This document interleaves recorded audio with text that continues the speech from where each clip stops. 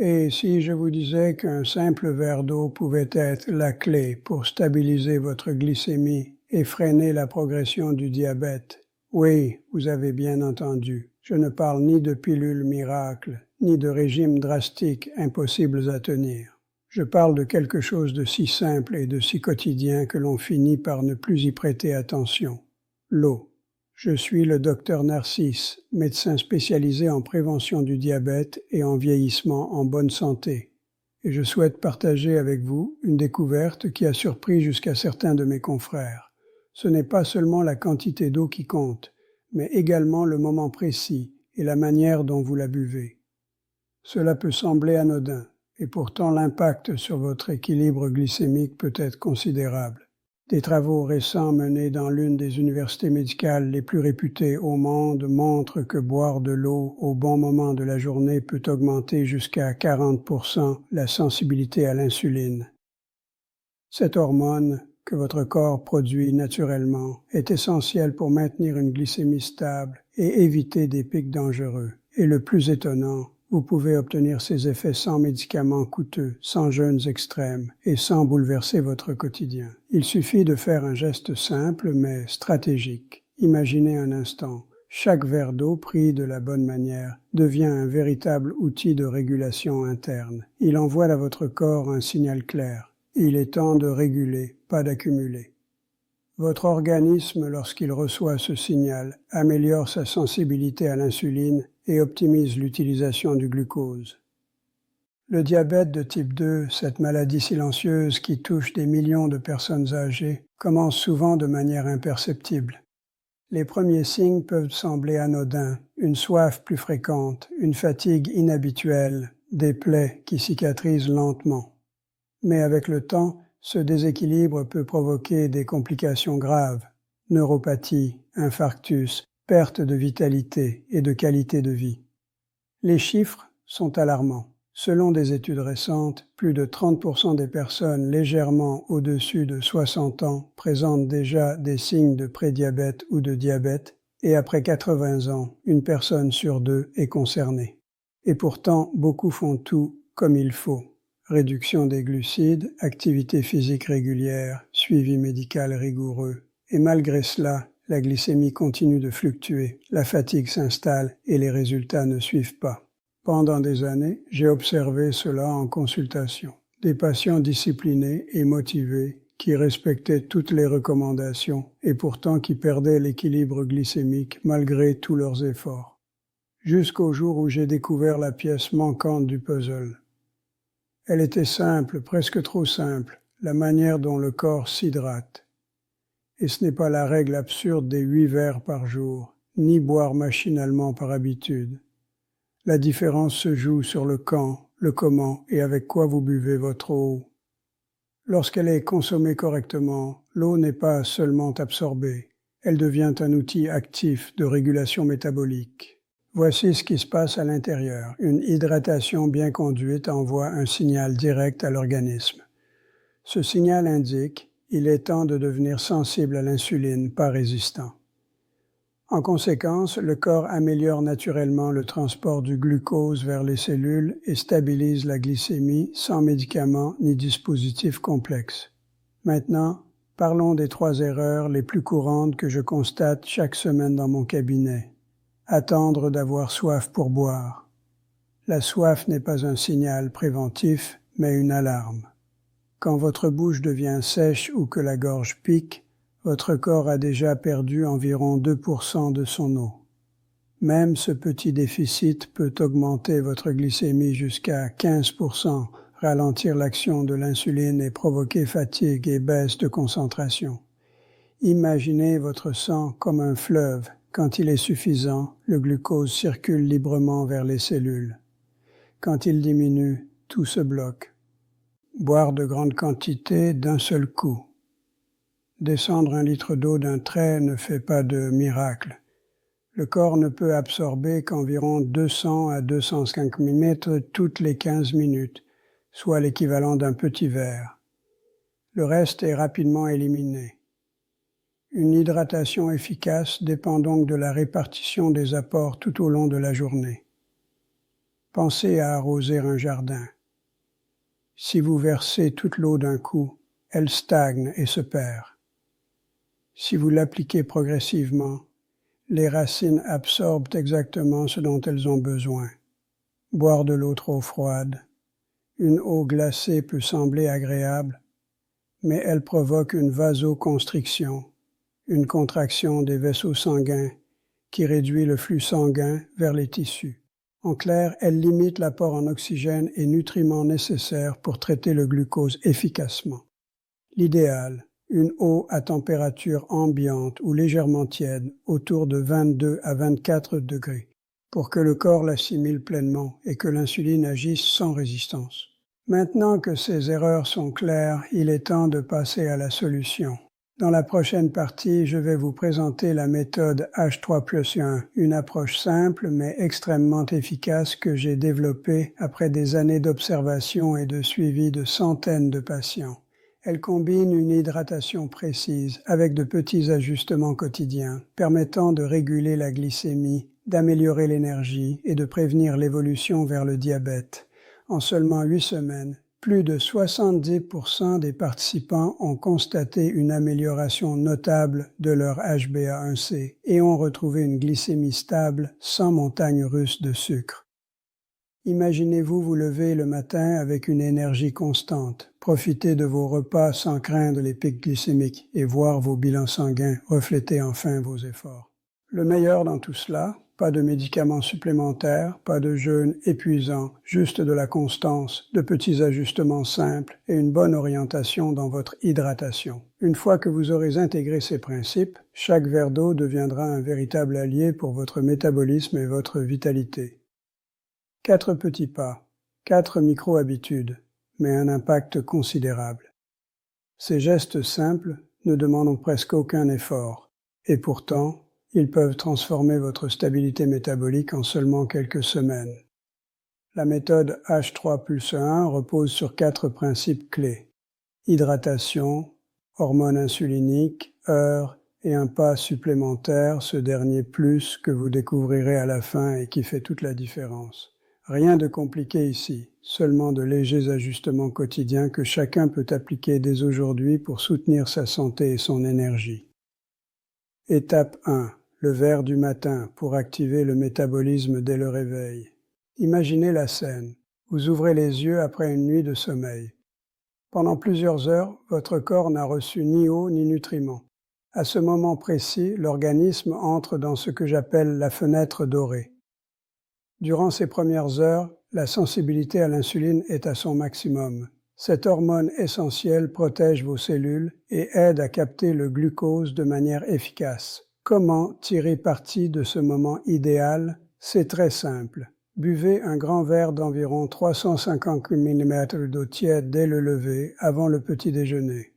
Ajoutez-y une pincée de sel marin non raffiné, juste ce qu'il faut pour tenir sur la pointe d'un couteau.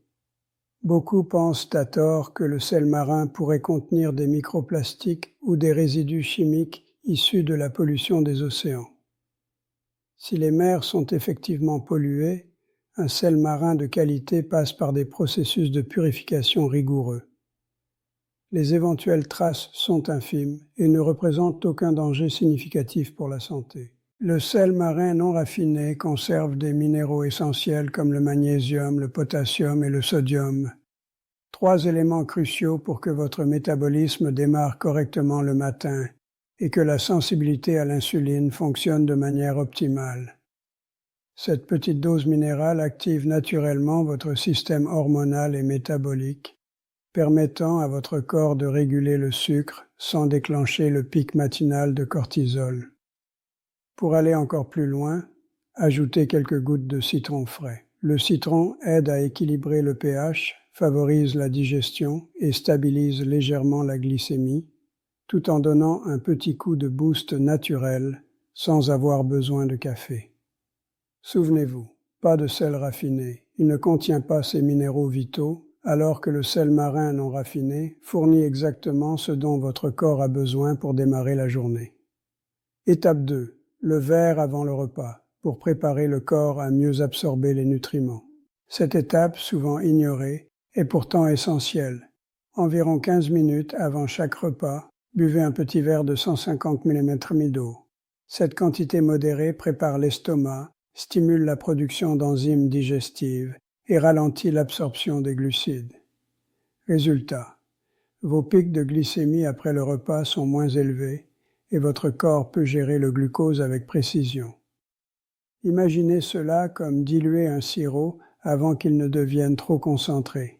Le glucose entre progressivement et l'insuline peut accomplir son rôle sans être surchargée. Des études récentes ont montré que chez les personnes de plus de 60 ans, ce simple geste pouvait réduire les pics de glycémie de jusqu'à 20% sans modifier l'alimentation ni prendre de médicaments. Une preuve que parfois, les plus petits gestes ont les effets les plus puissants. Étape 3. L'eau pendant l'effort, pour stabiliser la glycémie et protéger les cellules. Si vous pratiquez une activité physique, même modérée, marcher, jardiner, faire des tâches ménagères, cette étape est cruciale. Beaucoup de gens n'hydratent leur corps qu'après l'effort. C'est une erreur.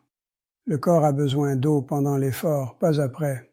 L'idéal est de boire 100 à 120 ml toutes les 15 minutes d'activité. Cela peut sembler peu, mais ce rythme permet de maintenir le volume sanguin stable, de limiter les fluctuations glycémiques et de protéger vos cellules. Voici une astuce que je recommande particulièrement aux personnes de plus de 55 ans. Ajoutez une petite pincée de cannelle, environ 1 g pour 200 ml d'eau pendant l'exercice. La cannelle est une épice naturelle, sûre, qui aide les cellules à mieux répondre à l'insuline. Associée à une hydratation bien conduite, elle peut réduire la glycémie jusqu'à 10% en seulement 6 semaines. C'est une stratégie naturelle, simple et redoutablement efficace pour prévenir la résistance à l'insuline et améliorer le contrôle métabolique. Étape 4. Le plus sain, le verre du soir pour stabiliser la glycémie pendant le sommeil. Le dernier geste de la journée est tout aussi important. Prenez environ 250 ml d'eau tiède quelques minutes avant de vous coucher. Ici, nous ajoutons un ingrédient clé, le magnésium. La dose recommandée est d'environ 200 mg sous forme de citrate ou de bisglycinate, facilement disponible en pharmacie ou dans les magasins spécialisés. Choisissez des marques fiables qui indiquent clairement la forme et le dosage exact. Le magnésium est essentiel pour améliorer la sensibilité à l'insuline, éviter les pics nocturnes et favoriser un sommeil profond et réparateur. Pendant la nuit, le corps régule naturellement la glycémie, répare les cellules et recharge ses réserves. S'il manque d'eau ou de minéraux, l'organisme passe en mode survie. Il priorise les organes vitaux, libère des hormones de stress et fait monter le sucre de base. Ce déséquilibre entraîne fatigue persistante et glycémie élevée jour après jour. C'est pourquoi j'appelle ce verre le verre de la régulation. Il optimise le sommeil, soutient la sensibilité à l'insuline et fournit à votre corps les ressources dont il a besoin pour se stabiliser pendant le repos. Comment savoir si H3+1 fonctionne sans glucomètre? Je vous propose un petit défi. Suivez le protocole pendant 7 jours. Observez ces signes simples mais révélateurs. Moins de soif au réveil. Si votre bouche était sèche au réveil, vous remarquerez une nette diminution de ce besoin urgent d'eau. Énergie stable après le petit déjeuner. Fini le coup de fatigue de milieu de matinée. Réduction du gonflement des chevilles. Une bonne hydratation et une glycémie plus stable limitent la rétention d'eau. Urine claire ou jaune très pâle, le signal visuel le plus fiable d'une hydratation correcte. Moins de somnolence après les repas. La lourdeur qui suit souvent le déjeuner commence à disparaître.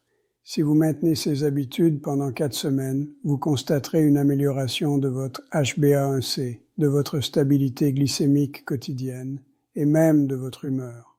Ce n'est pas de la magie, c'est de la physiologie appliquée. Tout commence par un geste d'une simplicité déconcertante. Boire de l'eau, au bon moment et de la bonne manière. Combien d'eau boire selon votre poids et votre activité? Pendant des années, on nous a répété la règle des 8 verres par jour. Mais cette norme ne convient pas à tout le monde. Vos besoins dépendent de votre poids, de votre activité et de votre équilibre glycémique. Une formule simple et personnalisée, votre poids en kilos x 30 millilits. Par exemple, une personne de 70 kg, 70 k 30 ou de 100 ml, soit 2,1 litres d'eau par jour. C'est votre base. Si vous pratiquez une activité physique, ajoutez 500 mmol par heure d'effort modéré à intense pour compenser la perte d'eau et d'électrolytes. Un dernier conseil simple, utilisez une bouteille réutilisable de 750 ml et remplissez-la 3 fois par jour, matin, déjeuner et après-midi. Sans y penser, vous atteignez facilement votre objectif quotidien et soutenez votre glycémie.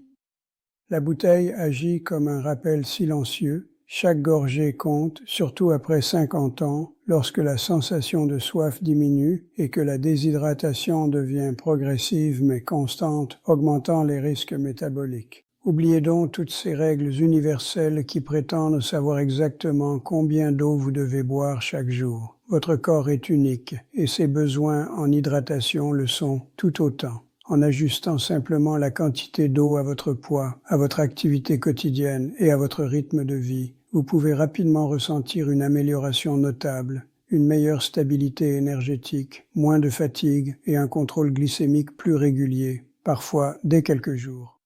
L'important n'est pas de boire par obligation, mais de s'hydrater intelligemment, en écoutant les signaux de votre corps et en lui fournissant exactement ce dont il a besoin. Maintenant que vous comprenez l'importance d'une hydratation adaptée, parlons de ce que j'appelle les 3 ennemis silencieux qui sabotent souvent vos efforts. Ce sont ces petites habitudes qui paraissent anodines, mais qui peuvent littéralement annuler vos efforts pour stabiliser votre glycémie. Les connaître est la première étape pour les neutraliser, ou au minimum compenser leurs effets. Ennemi numéro 1, le café, ce voleur de stabilité. Il est difficile de résister à l'odeur du café le matin et à cette impression qu'il nous réveille instantanément. Mais si vous le consommez avant d'avoir bu un verre d'eau, vous commettez l'une des erreurs les plus fréquentes et pourtant les plus nuisibles pour votre hydratation et votre glycémie. Pourquoi? Le café stimule le cortisol et le glucagon, ce qui pousse le foie à libérer davantage de glucose dans le sang. Chaque tasse peut augmenter la glycémie de base de 10 à 20 mg/dl. Cela peut sembler peu, mais 2 ou 3 cafés par jour, répétés sur plusieurs semaines, finissent par perturber sérieusement votre équilibre. Le cortisol n'augmente pas seulement le sucre dans le sang, il réduit également la sensibilité à l'insuline. La solution est simple et efficace. Avant votre café, buvez d'abord un verre d'eau tiède avec une pincée de sel marin, comme recommandé dans le protocole H3+1. Cette étape réhydrate votre corps, dilue le glucose et réduit l'effet déstabilisant du café. Il n'est pas nécessaire de supprimer totalement votre boisson préférée, il suffit de respecter l'ordre. D'abord l'eau, ensuite le café. Le café peut même avoir des bénéfices s'il est consommé avec modération, mais l'ordre dans lequel vous l'ingérez est crucial. Au ennemi numéro 2, les sodas et boissons gazeuses. Ces boissons sucrées, très populaires, sont un piège classique mais redoutable. Beaucoup pensent qu'elles hydratent, mais en réalité, elles font tout le contraire. Les sodas contiennent des quantités importantes de sucre raffiné et de phosphore. Le sucre provoque des pics immédiats de glycémie et épuise l'insuline, tandis que le phosphore entre en compétition avec le magnésium, un minéral essentiel à la sensibilité à l'insuline. Résultat, la résistance à l'insuline augmente, les pics de sucre se multiplient et le risque métabolique s'accroît. Si vous avez envie d'une boisson pétillante, préférez l'eau pétillante naturelle avec quelques gouttes de citron frais. Rafraîchissante, sans sucre et sans additifs, elle hydrate réellement et peut même vous aider à boire davantage car sa texture est agréable. Ennemi numéro 3, l'eau distillée ou trop pure, ce que certains appellent l'eau vide. Cela peut surprendre, mais un excès de pureté pose problème. Les eaux distillées ou trop filtrées ne contiennent aucun minéral essentiel ni sodium, ni potassium, ni magnésium, pourtant indispensables pour maintenir l'équilibre métabolique et la production d'insuline. Lorsque vous consommez uniquement ce type d'eau, votre corps puise dans ses propres réserves pour compenser, ce qui peut, à long terme, perturber la fonction du pancréas et favoriser la résistance à l'insuline. La solution, une eau vivante, légèrement minéralisée. Si votre eau du robinet est potable, filtrez-la et ajoutez une petite pincée de sel marin non raffiné, sinon utilisez un sel minéral naturel sans sucre. Chaque gorgée nourrit réellement vos cellules et votre pancréas. Pendant le premier mois du protocole H3+1, je recommande d'éviter autant que possible ces 3 ennemis silencieux. Offrez à votre corps une vraie pause, une chance de recalibrer son équilibre glycémique et de reprendre le contrôle naturellement. Par la suite, vous pourrez les réintroduire avec discernement, mais toujours dans le bon ordre et en respectant les principes que vous avez appris. D'abord l'eau, ensuite le café ou les sodas, jamais en substitut de votre hydratation quotidienne. Vous vous demandez peut-être, « Docteur, si je bois plus d'eau, est-ce que je risque une hypoglycémie ?» La réponse est claire, non. Bien au contraire, cela stabilise la glycémie. Au début, une phase d'ajustement peut apparaître, sensations inhabituelles, besoin d'uriner plus souvent. C'est normal. Votre corps se réveille après des années de déshydratation et vos reins commencent à éliminer l'excès de glucose, un peu comme un filtre qui se débouche progressivement. Cette phase dure généralement 4 à 5 jours, puis tout se régule. Pour rendre cette transition plus confortable, réduisez temporairement le café et le thé, car ils augmentent le cortisol. L'eau gazeuse naturelle, quant à elle, est parfaitement compatible et peut même devenir une alliée pour ceux qui apprécient le goût pétillant, à condition qu'elle ne contienne ni sucre, ni édulcorants, ni arômes ajoutés. Concernant les personnes sous traitement pour le diabète ou l'hypertension, ce protocole est très doux et compatible avec la plupart des médicaments, y compris la metformine, les sulfamides, les inhibiteurs SGLT2 ou les IEC, toujours sous surveillance médicale.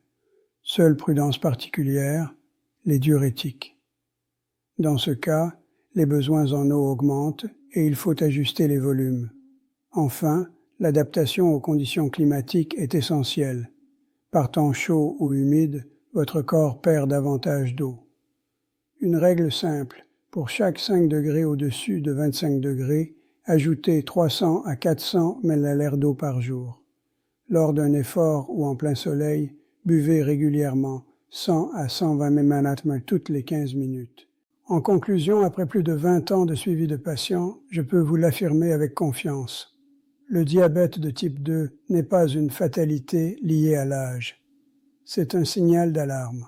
Votre corps vous demande simplement de l'aide de la manière la plus naturelle qui soit.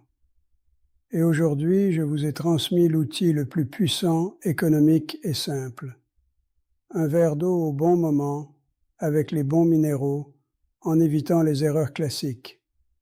Si vous appliquez ne serait-ce que 70% de ce que je vous ai expliqué, un verre tiède au réveil avec sel marin, un verre 15 minutes avant les repas et un verre le soir avec magnésium, vous constaterez en moins d'un mois des améliorations spectaculaires. Énergie plus stable, glycémie équilibrée, sommeil plus profond et cette précieuse sensation de reprendre le contrôle de votre santé. Je ne vous demande pas de me croire sur parole. Essayez simplement pendant 14 jours et quand vous sentirez la différence, revenez ici et écrivez en commentaire « Docteur, vous aviez raison ». Ce retour vaut plus que n'importe quel diplôme. Avant de partir, faites 3 choses simples. Abonnez-vous à la chaîne et activez la cloche pour ne rien manquer des prochaines vidéos. Laissez un cœur ou un like pour vous engager et partagez cette vidéo avec quelqu'un que vous aimez. Prendre soin de sa santé n'est pas de l'égoïsme. C'est le plus beau cadeau que l'on puisse offrir à ceux que l'on aime. Merci d'être allé jusqu'au bout. C'est un honneur de vous accompagner sur ce chemin. À très bientôt dans une nouvelle vidéo pour continuer à prendre soin de votre santé et de votre bien-être.